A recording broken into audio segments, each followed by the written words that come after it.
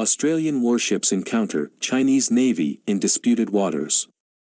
In contested waters, Australian warships face off against the Chinese Navy. At a time when diplomatic relations between the two countries are at an all-time high, Australian warships have collided with China's military in the disputed South China Sea. The Australian government downplayed the incident, which occurred last week, on Thursday, stating that all interactions with foreign warships throughout the deployment were done in a safe and professional manner.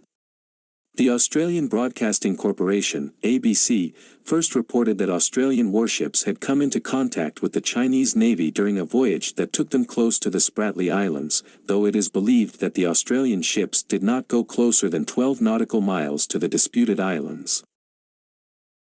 5 Australian warships, HMAS Canberra, Hobart, Stuart, Arunta, and Sirius, transited the South China Sea independently from 14 to July 18, including near the Spratly Islands, according to a defense spokesperson. They were on their way to Hawaii to participate in RIMPAC, a U.S.-led military exercise. All engagements with foreign warships were handled in a safe and professional manner, according to the spokeswoman, as we would expect in response to vessels operating in international seas in compliance with international law.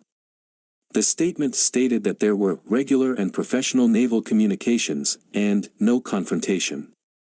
The incident comes after the Trump administration hardened its stance on China's maritime claims in the South China Sea, prompting Beijing to call the U.S. a troublemaker, who was making totally unfounded charges that China was pressuring smaller countries in the region. Diplomatic tensions between China and Australia have been building as well, owing to a disagreement over Canberra's request for a COVID-19 inquiry, as well as Beijing's tariffs on Australian barley and a disagreement over Hong Kong's new national security law. Australia's Prime Minister, Scott Morrison, has stated that the country will continue to maintain a very supportive attitude of freedom of navigation in the South China Sea. According to an indictment unsealed by the U.S. on Wednesday, an Australian defense contractor was listed among a number of victims of an alleged hacking operation by 2 Chinese nationals, prompting the Australian government to express concern about the alleged intrusions and urge all countries not to violate their international obligations.